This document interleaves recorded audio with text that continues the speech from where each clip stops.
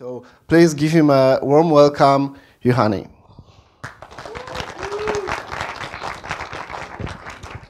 All right, hello, good morning. So as said, my name is Juhani. The last name is Finnish last name, so that's why I always tell everybody not to bother.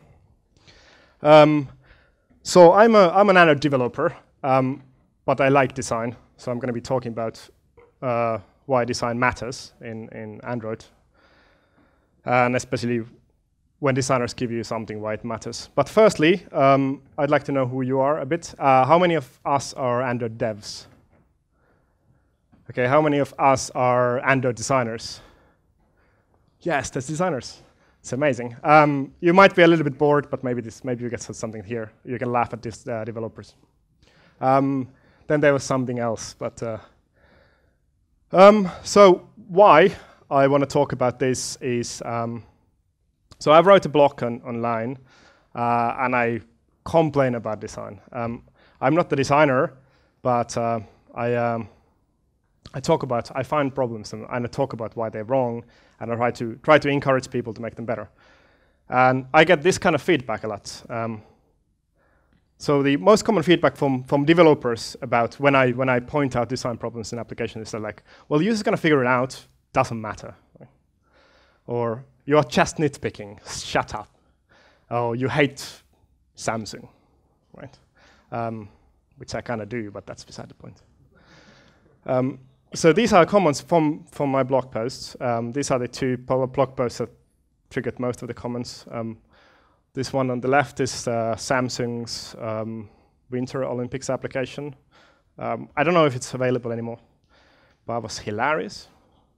This one was an interesting one. It's the Yahoo weather application when it's launched. So this was the biggest last year's probably biggest discussion point about design, which is great. Yahoo launched this application, which looked amazing. It was really good. It was easy to use most of the parts, but it had problems, like small problems, mostly because they did it on iOS. They did like cross-platform stuff on it, and they just brought it over to Android. So I went and wrote about it. I said something like a beautiful design failure or something. And it's beautiful, but it failed on design, and I pointed out this should be here, this should be here, this should be here, because of these points. And I got so much yelling. That's probably the last time I ever went and read any Reddit comments. Anyways, so this is basically a response to these things. So I want to explain why I nitpick, why these things actually matter.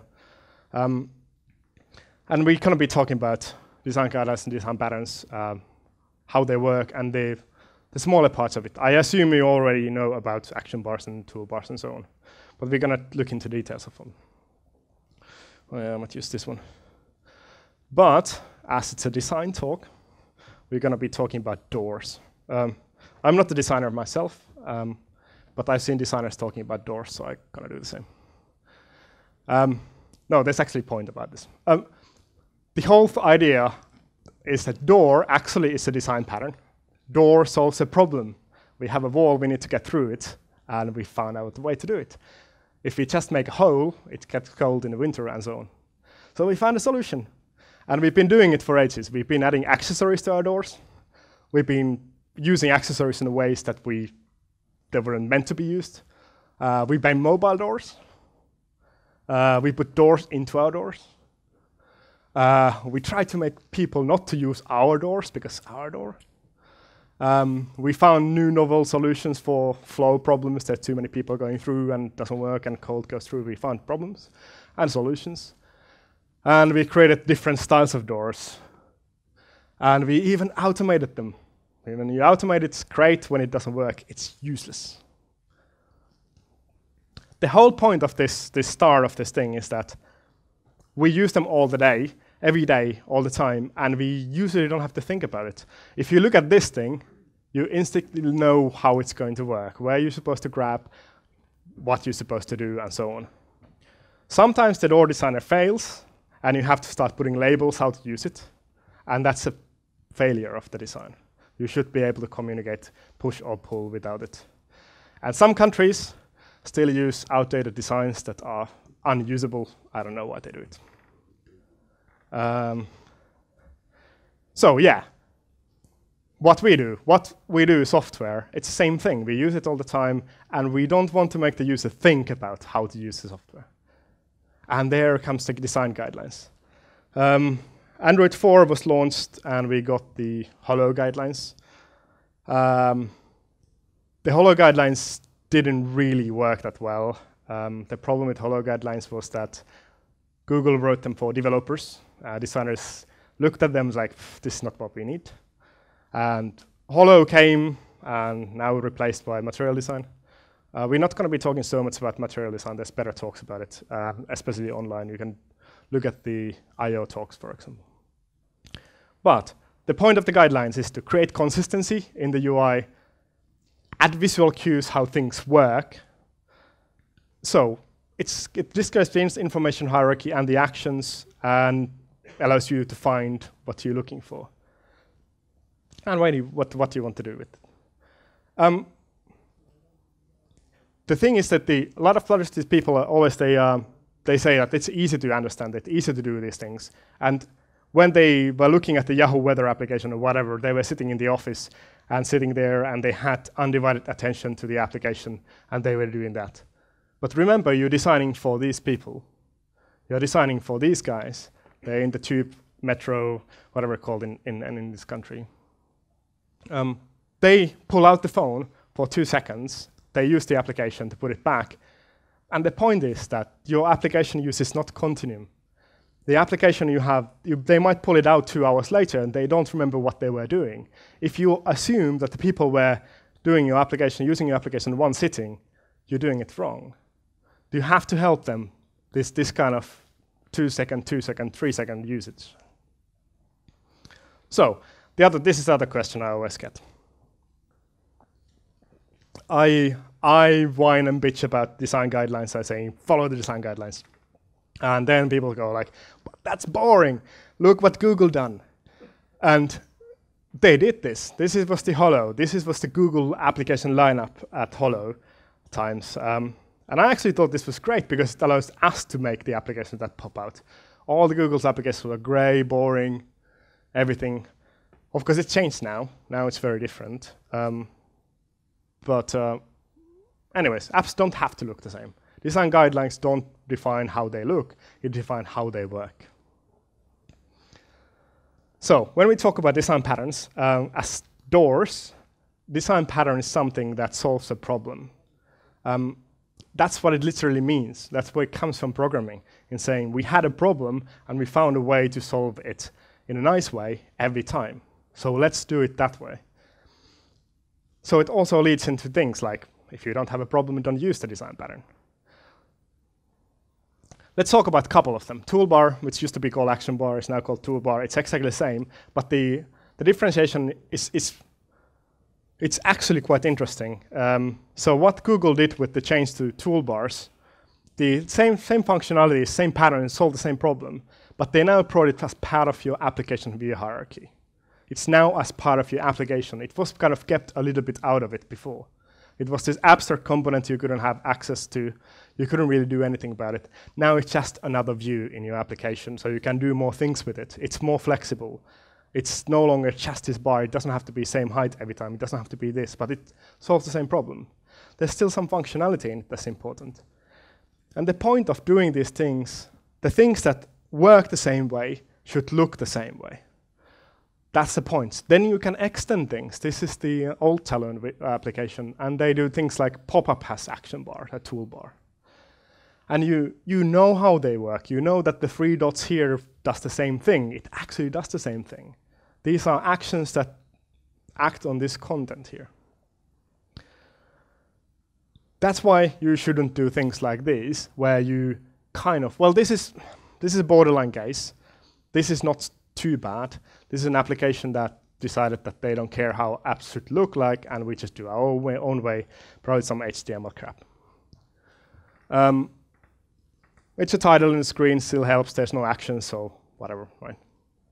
But then you go like a step further, and you do choose not to care about the platform. It's like, we know what we're doing. We don't care about the platform. We put our things here, and users will figure it out. True, in this case, If you stare at the screen, it's a photo gallery application. You probably can figure out a little bit what these buttons do. I honestly don't remember anymore. But I shouldn't have to. And I don't really know if they're navigational, if they actions to the content, if they do some filtering. What do they do? If they use the proper toolbar, I would know that they act on the content in the right way. Then these are things like HTC. Like HTC much more than I do Samsung, but they still do some things that are very strange. And there's some plague in the Android OEMs that they decide to ignore the guidelines. So this thing here, this is the old style of toolbar or action bar. It looks fine. That's not the problem. I have no problem customizing the view, having the iOS gradient, for example. They do. If they want to copy iOS, they copy iOS. But they made one difference in this one. The up of the action bar, or the title of the action bar, should describe your screen you are on. The reason why do you do that is the reason I talked before, that you have to help the users that pull it up and see where they are. They always know where they are. It's always a title bar screen tells you where you're at. What's HTC done here, the highlights is the screen you go to if you press up. So now you took something that looks exactly like every other application, but you change the functionality. How are users supposed to know that? If you change the functionality, it cannot look the same. Then there's the other one. This is Flipboard.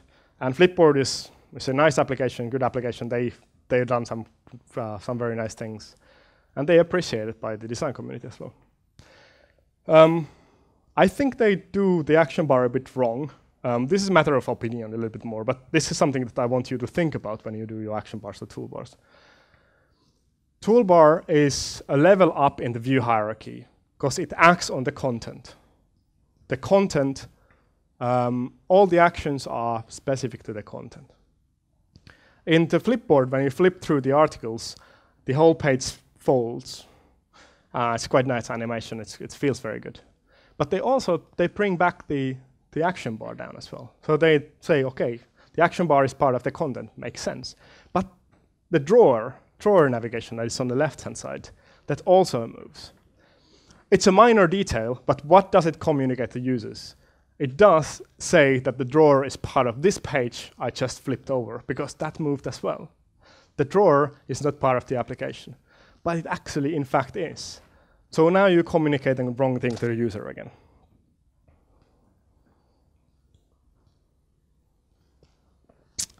Then there are some other things. I live in Germany. I'm from Finland, but I live in Germany. So some of the examples are from German applications, and none of them are good. Then the toolbar. Google introduced a split toolbar. You don't have enough space on top. You put the rest of them in the bottom. Okay. So MediaMarkt decided to do that. So they have action bar here. I have a zoomed in picture. So what happens when I press the 3 dots? 3 dots on Android is the overflow. You press overflow, you get a pop-up menu. Fine.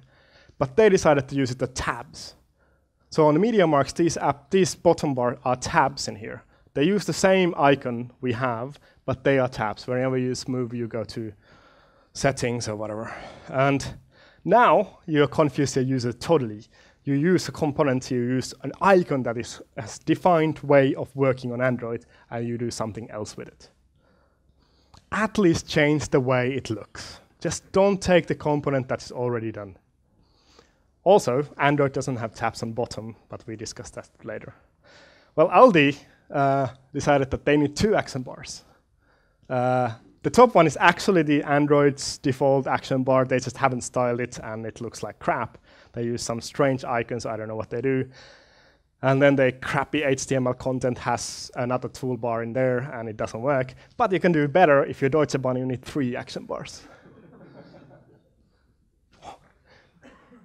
Okay, fun aside, the point of all these things are that you actually don't need to use them if you don't need them. Toolbar and action bar is something that drawer is having the same thing now, but when action bar was introduced, everybody was like, especially in the hollow times where the term hollow warrior was convenient. That's the thing when if the application didn't have the gray action bar and blue highlights, it wasn't an Android application. The action bar had the same at the beginning. Like you have to put an action bar in it. You have an empty action bar in there, and like, why do? If you don't need it, don't use it. This is Tumblr application, perfectly fine application. Definitely Android application works really well. Doesn't have an action bar. Point. Design patterns solve a problem. If you don't have the problem, you don't need the solution, right? That's quite simple. So you don't have to jam every single pattern into your application to make it Android application. Let's talk about another one. App, which annoys me, but it's there for a reason. So Android applications have this, it used to be left caret, it's now left arrow. And Google says we don't have back buttons in our UIs, but you definitely do. It's there for a reason. So iOS have the back button on top left because they don't have back button on the phone. Android has back button on every single phone. You don't need to have back button. But you have deep linking into applications. This was added to Android because we always deep link into the Android application. You can share from the other ones, you go to deep in the application. And what happens if you are in detail screen of application and you want to go to the main screen? That's what this solves, right? So how do I get out of here? Google defined this in the guidelines with these schematics, and nobody understood how it works. And that's why none of the applications work right. If you go to Google Play Store, it doesn't work right. And that's, you can argue that's the application that used the most because you have to use it to use any other application. It doesn't work correctly. So in material design, they kind of gave up with the back button idea, and they made it look even more like a back button. If you talk to any user, they will refer this to back button. This is the back button. If most designers refer this to back button because you don't use iOS or Android so much. And so what should we do? It's not perfect. The up button is not perfect. The way it's defined, it goes higher in category. The idea is great, but it doesn't look right. Users will not understand it. So my advice to all the companies I work with is that whatever you do with this one, two things. It should never, ever close your application. Your up button will never close the application. You will never end up to home screen with that one. So you will never just write back to it. So you know the code, you say up and options and finish. And up button is fixed, right? But it doesn't work. If somebody deep link into that one, try Google+. It's broken in Google+. Sometimes you deep link in the post from somewhere else, and then you press up, and you're gone from the application. That's the point. That was what Google wanted to solve, but they can't solve it themselves. Let's make sure that we solve it. So I'd say use it as an in-app back. Just you can make it as a back, because writing as an up is annoying, and users don't understand it either. But make sure the application never exists. But don't do this then. So it still isn't back, so don't label it back because it doesn't make sense. Also, don't use the iOS styling. Spiegel Online was an application that used so much for examples that I was sad they replaced it with actually a good one because they had so many problems in the application. The point is that the way the app works, the design patterns, the styling, the iOS styling on the application, it creates trust. Your application, when you pick up an application and you see that it looks like an iOS application from iOS 3, and then you're supposed to use it and the touch feedback is wrong, the drawer doesn't work the right way, the action bar isn't there, and so on. The title of the page is in the middle. It doesn't prevent from you to using the application, but it creates this trust issue. They're like, well, this wasn't really created for me. I want the application to be created for me. Why wasn't this one? Let's talk about the drawer. Drawer is super interesting. I think the evolution of drawer is interesting, but the pattern is not very good. But anyways, it tries to solve a problem how to get somewhere else. So it's kind of the main level navigation. So this is how it works. When implemented correctly, Runtastic did fantastic work with it. Let's see if I can get it play the video.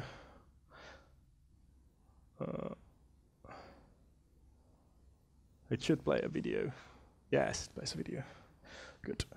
So this is this drawer, and there's many details in this, and we're going to discuss about the details when you implement the drawer. Google changed the guidelines on this one. It used to be different. It's now correct. It was wrong at the start, and now it's correct. But there's a few things. The drawer goes on top of the content. The content doesn't move below. It doesn't go anywhere else. You're interacting with the drawer. You notice if I drag it from here, this is my finger mark here. I interact with the drawer. I start dragging from here. It doesn't move until I reach the drawer.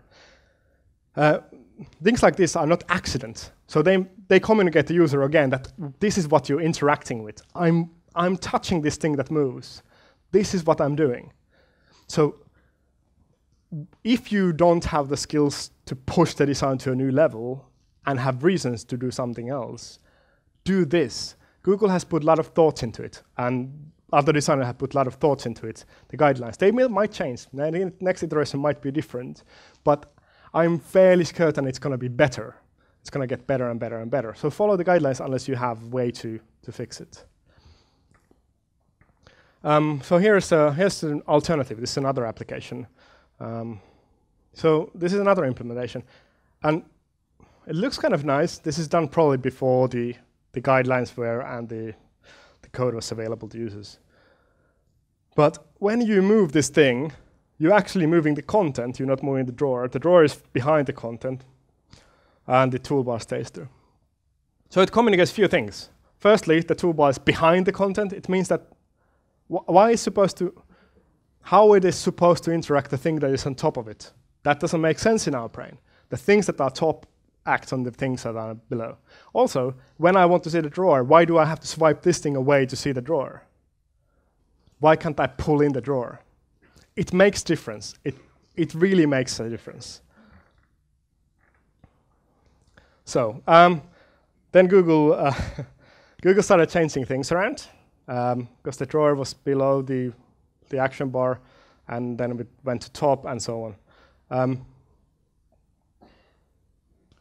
So what the transition process, this is fortunately now gone. So fortunately now it works. These are old screenshots that I still show. Google had all the applications had different implementation, different levels. And I actually made a poll in Google Plus saying which one of these is right. And we see that truth is not democratic because the middle one got by far the most votes and it's wrong. But yeah, I like to say that Google doing everything differently is because then we can pick, as developers, we can pick the one we like, and so our boss is like, look, this is what Google does, we should do this as well. So we have selection, but we don't have it anymore. So Google is finally doing it right way. So let's discuss a little bit about the information hierarchy and the levels of the thing. So the material design introduces the idea of us stacking the application in different levels. And the drawer is the same way. So all of these things, these details that communicate that to the user is say, when you draw it, there's a small shadow next to the drawer. It makes the users understand it's top of them. You always blur or fade out the background as well. I do not know why they want to put it below the status bar as well. I don't think that's a big problem, but I don't think that's a big problem not to do it either. It's actually quite annoying to do in code right now. The drawer also doesn't go on top of the navigation bar of the Android thing. Navigation bar we have discussed on Viva today about should you or should you not color the navigation bar as well. I think it relates to this idea of things where they are in the level, in the hierarchy of the application, where things reside. And a lot of developers now want to, because you can change the color of the navigation bar, which is the black bar at the bottom. You can make it bright red of your application. I don't think you should. I think it communicates the wrong thing again. It communicates part of your application where it isn't. But that's beside the point. We're going to discuss that later. So yeah, the drawer is there designed this way because it matters. It communicates the right thing. These things act on the thing behind it, and it covers the things it will change. It doesn't mean that your drawer has to be ugly. You can do different things. You can figure out, it doesn't have to look exactly the same. Google has some guidelines of things like the settings and things that should be somewhere. But yeah, You can follow them or not. I think it's more important that drawer supports your use cases. But yeah, don't do stupid things like this again. If there's a well-known understanding about the hamburger icon, how it works on the top, well, we can argue it's not well known because users seem to miss it quite a bit. But if you decide to, hey, I'm going to make it better by doing this tab with the plus, then you're definitely doing it wrong. You will not be helping anybody, even if you think that that's better. Just follow the guidelines. We're training the users to understand the hamburger icon right now. Users don't understand it yet. They will understand it. Then there's Facebook. Facebook is interesting. They have so much power that they can change the opinions of users. They can just go, we don't have to care about the platform. We are the platform. And they're not entirely wrong. They can do whatever they want. I showed this slide in a couple of talks where there was Facebook guys in the audience, and they came talk to me afterwards. They're like, yeah, we want to talk about this. We want to understand what is better to think to do. They are trying to do things, but they might not have understanding. And they also have design problems of this really have to work in 5-6 years old phones. I don't know. But yeah, again, if you want to use drawer, use the drawer icon when you use drawer. Don't use it for something else.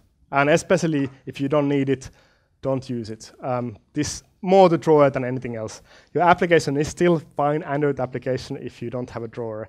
It's not very well established pattern. It doesn't work very well. Users don't understand it very well yet. Use it only if you don't have any other way to do it. Let's talk about tabs very quickly. Tabs should be well understood concept. On Android, the tabs look different than other platforms. That's not an accident either. They designed it to look different because they function differently. They are not the same tabs we see in other platforms. Mostly because you can always swipe Android tabs. And that's super interesting and super important. So the tabs look different. And they also go to the top. Don't put your tabs on bottom, because that breaks the hierarchy again. Apple got away with that because they have so much power to do it, but we should not try to change them to bottom.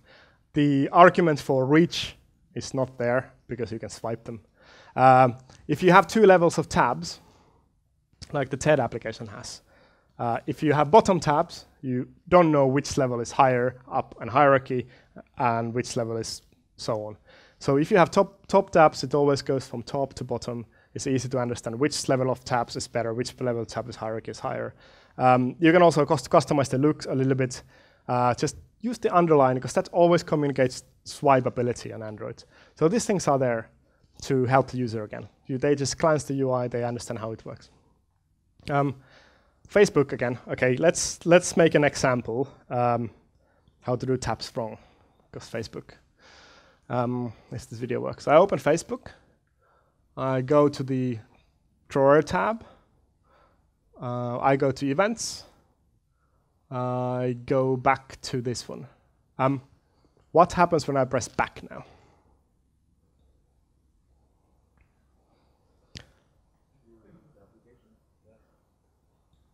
No, you go to the first tab. This is why you don't use tabs, persistent tabs. This is very clear guideline as well, for a reason. Android has the back button that screws up everything if you want to use persistent tabs. Facebook uses them, they have iOS first design. They haven't really adapted to Android yet. So, if you have a tab bar, and you go down in hierarchy, the tab bar goes away, because it doesn't have function anymore. When you go back to that top level, the tab bar comes back. And don't do this. This application is hilarious. This is just a kind of a joke. So these guys have gone an extra mile to confuse user. So when you open this application, you press the action button on top right. This thing slides up. And then you have this iOS tabs here. And then you can change tabs. That's, I don't know. And then there's companies like Blizzard who thinks that Android doesn't exist. And here we come about the hierarchy of the tabs. So the bottom tabs again, and the top tabs, which one is higher?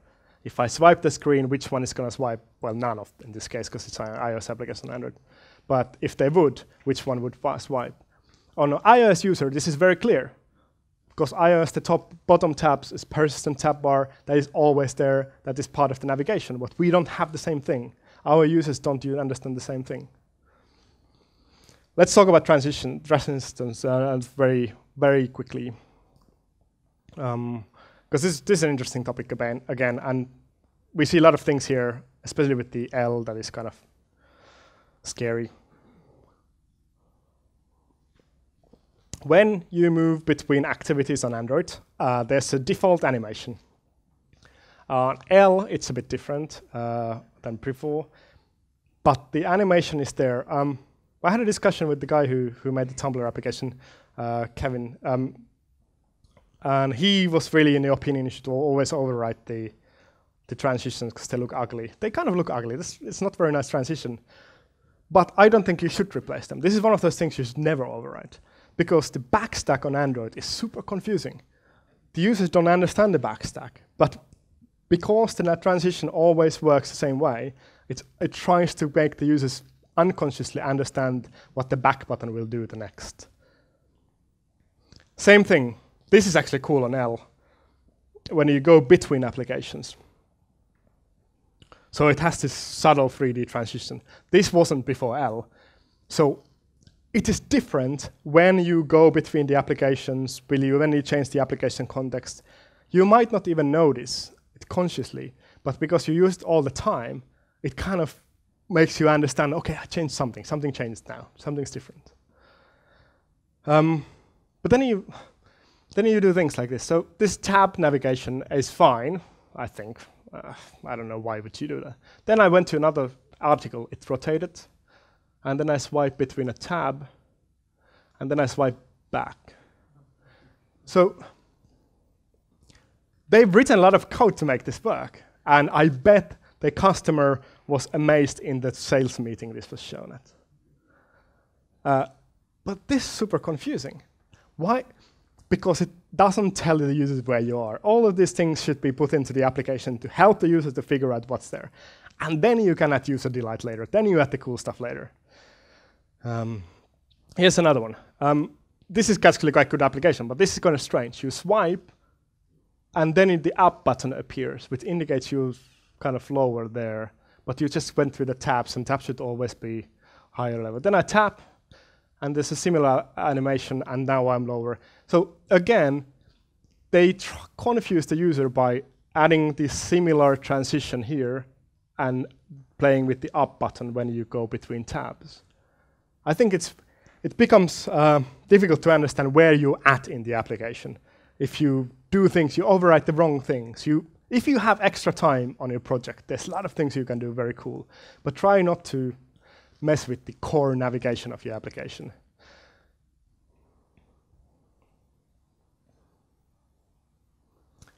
So this, I can tell what happened here. I don't know these people. I have no insight to this one, but I can tell you what happened.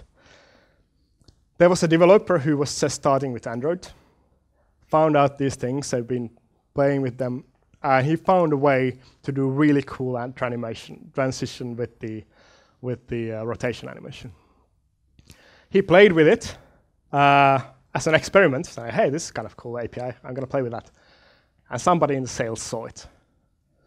And they go, oh my God, this is amazing, we're going to show this to customer and develop it, and too late.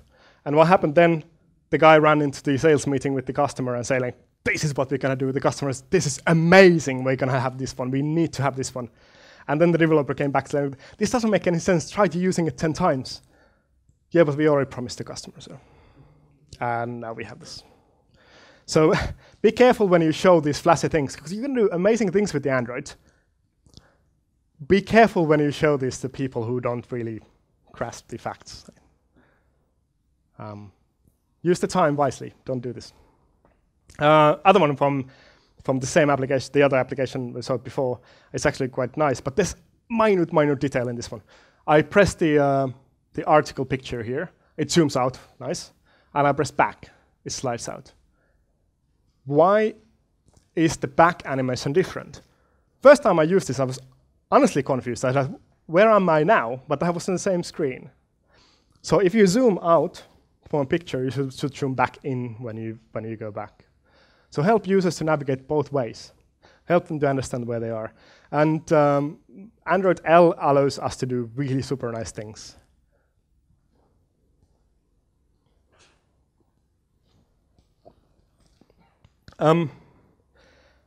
L introduced this kind of hero element transition. Hero element is something, if you talk to designers, they understand immediately. It means the key element of your screen, and you can take it with you to the next screen. The slide animations and all the other ones, they're not really relevant.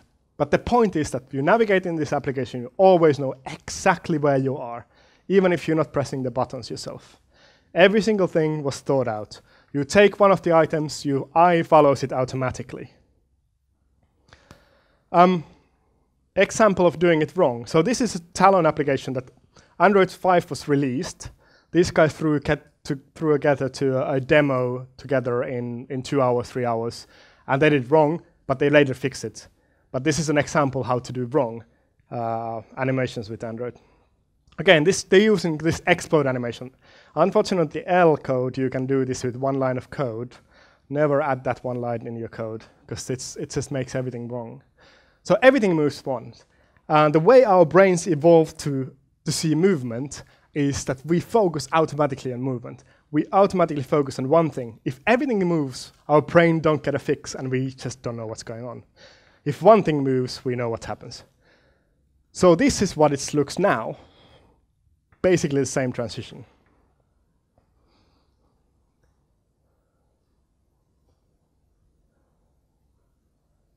You know what's going on. Same thing. Details matter. The first one was like everything is exploding, it looks cool. The guys were, okay, this works fine. They never released that one. That was available as preview APK. They weren't happy with it. These guys actually know what they're doing. So, these are, again, the transition between activities, between different versions. So I talk about not override them. The other problem with overriding them is that Android has this fragmentation of platform versions. But it supports it fine. So this is not a development problem. But once you start overriding them, it's all versions of your application have the same transition. And not all platforms have the same one. L now has different activity transition than 4.4 had. So now, if you override them and make it match one of the platforms, the other ones will break. We had the same problem before Holo, thinking about what highlight should text field be, because HTC had green and Android was orange and Samsung something else. And now we have the same with the transitions. They will change. So don't override it unless you have to. We quickly, as last time for the last topic, very quickly. So when we talk about patterns, I'm a strong advocate of using the patterns. I'm a strong advocate of following design guidelines. But what I don't want to happen is that we just do exactly the same thing and nothing changes anymore. There's room for innovation. But the platform is mature now. Though we really kind of matured as a platform and as a community and everything. But there's a lot of things to do. So this is an example of drawer iterations that happened. The first drawer, I don't know how many of you guys remember when drawer was introduced to Google+, just to look like that. It slide under the action bar and it changed the drawer icon into up icon. No, there was no up drawer icon at all. You pressed up icon and the drawer came here. Then if you press up, the drawer went back and so on. So we didn't like it as a community. A lot of people wrote a lot of things about it. Here's the link to Taylor's blog post. I don't know how many of you guys know Taylor Ling. You should follow him. Here's his address. This is actually his first blog post he ever written about Android design. And Google changed it. They did change it. I'm not saying that we as community changed it, but they did change it. I think they listened to it. So if something is wrong, make a noise about it. Saying like, this is how it should be. You can't just go like, this is wrong, screw this, I'm going to go to iOS. What you do, saying, I think this is wrong because of this. Write about it. Go to Google+. The guys at Google+, will communicate with you. The Google guys are there. They will listen to you there. So yeah, this changed. There's also a lot of commercial innovation going on. Twitter is quite awesome with their patent approach. They did do software patent, and then they were like, you can use it, don't care. As long as you don't sue us, we don't sue you. So Google put it in their application. It's nice. There's cards. Google Now Cards. Google did not invent cards. Google doesn't really invent many of these things we see here. That's why I think Android community is awesome. But these things happen, and we keep pushing the platform. This really is moving forward. So this is not going to be the last Google Play Store, but this is kind of how a Play Store evolved, and this thing's going to redo. We can change this. What happened on Android is that we put patterns out there. We create the patterns. We create the website. We create those things, and Google pays attention to us. Let's push the platform, but let's figure out what we do. So I said that UX design is nitpicking for a good reason, because every single detail communicates something to users. There's no accident in it. Try to avoid this one. Users go like, this is different, how do I use it? This is why you shouldn't break the guidelines unless you have to. Learn once. Doesn't really work in practice as well in theory, but there's a way. Gestures, especially when you use gestures like tracking the drawer, all those things, it's very important to do them consistently because users don't know how to use them. Reinventing the wheel. I think sometimes people think, especially companies think that they're innovating when they're throwing everything out from the guidelines and doing something totally different, and then we innovate. No, you don't, you break stuff. This is the last slide. Break rules and guidelines only if you have a good reason to. I think for developers, for us, I say that the guidelines is the superclass of our design. What you have, you already have there. You don't want to rewrite the code you already have, right? And you don't want to overwrite the functions unless you want to add new functionality. So think about what you're doing with it. Also, with the guidelines, when you talk to designers who don't understand the Google guidelines, say it's okay to break them. I think it's okay to break them, but you have to know what you're breaking first. That's all. Questions? Okay, so you said the Google Plus is quite nice because they redesigned the drawer menu. How do you feel about it's now? Because it's now not a drawer, it's like a drop down, some quite weird from anything we saw. Google Plus, yeah. Yeah, so I think that was Google's. On one hand, I like it because it demonstrated you don't have to have a drawer, but I think it's unusable. Yeah, okay. That's all. Yeah. Thank you. What do you think about backports, like the support library, using material on Holo and Holo on the older devices? Yeah, that's interesting. There was this Holo Everywhere library before that brought Holo to 2.3, and I said don't use it because the problem with there is the same thing that that we have with the transition I talked about. If you put Holo in 2.3, all the other applications are 2.3. The new applications Holo, they look different than the platform. But material design, I feel, is going to go back. It's already flowing back. So 4.0 plus, I'd go for material design, just because it's going to flow. Google already made it happen, so I'd use that one for the older ones.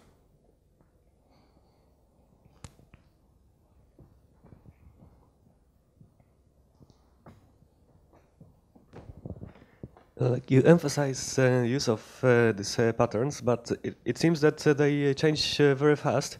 They do. And let's say the drawer you talked about, like a couple months back, they were all on Google I/O. They were all excited about this 3 lines transitioning into arrow, and now it's still happening, but it's happening behind the drawer, so it's like absurd. The drawer animation to arrow was massive mistake from Google, because that was a miscommunication between the teams. So somebody wrote a transition that is not meant to be used with the drawer.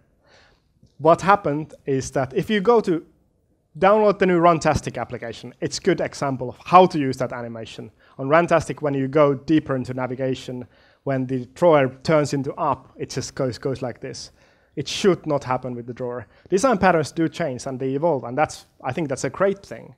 But the thing is that if you ignore them just because they keep changing, it's unlikely that you will come up with better ideas anyways, because we are just one person or one team. There's a whole community pushing into these patterns together. So even if they change all the time, and even if they're not perfect, they clearly aren't, like the drawer hierarchy has just changed, I'd still say that consider that as the default state of your design, even if you know it's not perfect. If you can make it better, but don't change it just because, right? So the only solution is to track the changes and always be on top of that? Yeah, well, it depends. If you want to be featured on Google, you have to do that. Thanks. You have to.